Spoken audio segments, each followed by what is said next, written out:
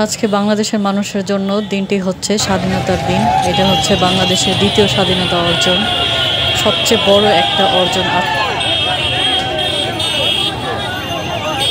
আমরা 1971-এর স্বাধীনতা বিজয় দেখিনি, কিন্তু দেখেছি 2024-এর এই স্বাধীনতা বিজয়ের উল্লাস।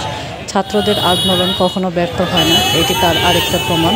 ইতিহাসের স্বর্ণযুগে এই 5 তারিখটা, আগস্টের 5 তারিখ সবাই মনে রাখবে।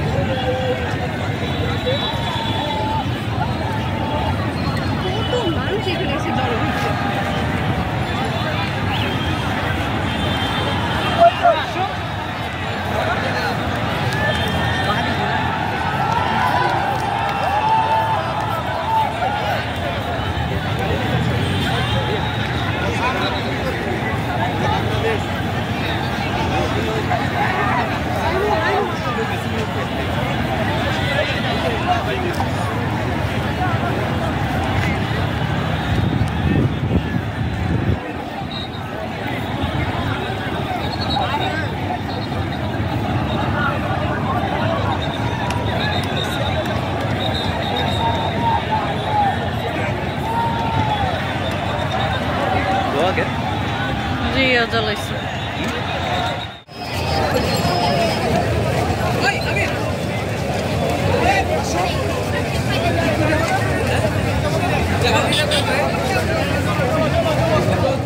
আমরা আগেও কখনো হারিনি, এখনো হারিনি, আমরা সারা জীবন জিতেই যাবো ইনশাল্লাহ।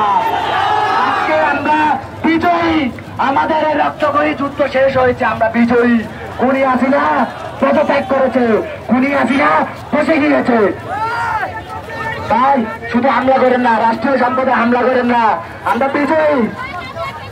তাই এই সম্পদগুলো আমাদের, আপনাদের পায়ে ধরি, জনগণের সম্পদ কেউ ভাঙচুর করবেন না। এটা ছাত্রলীগের সম্পদ না, আমরা ছাত্রলীগ না, আমরা ছাত্র, আমরা এই দেশের জনগণ, আমরা এই দেশের জনগণ।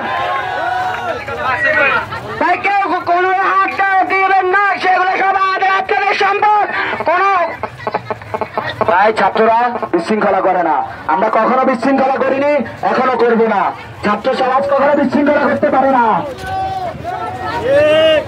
আসসালামু এটা ছাত্র জনতার বিজয়। আমরা এই বিজয় উপলক্ষে আমরা স্বাধীন হয়েছি নতুন করে।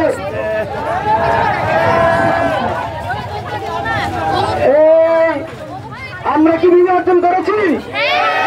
বিজয় অর্জনের পরে সংসদের মালিককে, তাহলে আমরা কি এই সংসদের মালিক কিনা?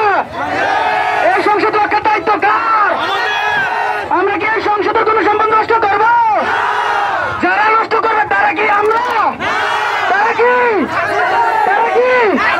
তারা কি? সবাই সংসদ থেকে বেরিয়ে যান, ছাত্রলীগ তারা সবাই বেরিয়ে যান, সবাই সংসদ থেকে বেরিয়ে যান। ছাত্রলীগ হামলা করে, ছাত্রলীগ সন্ত্রাসী, আমরা সন্ত্রাসী না, আমরা হামলাকারী না, আমরা সংসদ থেকে সবাই বেরিয়ে যাব। সংসদ আমাদের, এই সংসদে ছাত্ররা নেতৃত্ব দিবে, আপনারা সবাই বেরিয়ে যান। এই দেশের মুচির ছেলে, কামার কুমারের ছেলে, এই দেশের সাধারণ জনগণের ছেলে এই সংসদে নেতৃত্ব দিবে। দেশের কৃষকের ছেলেরা এই দেশের নেতৃত্ব দিবে। আপনারা এই সংসদ রক্ষা করেন, সংসদে লুট করেন না, সংসদের মালামাল লুটপাট করেন না।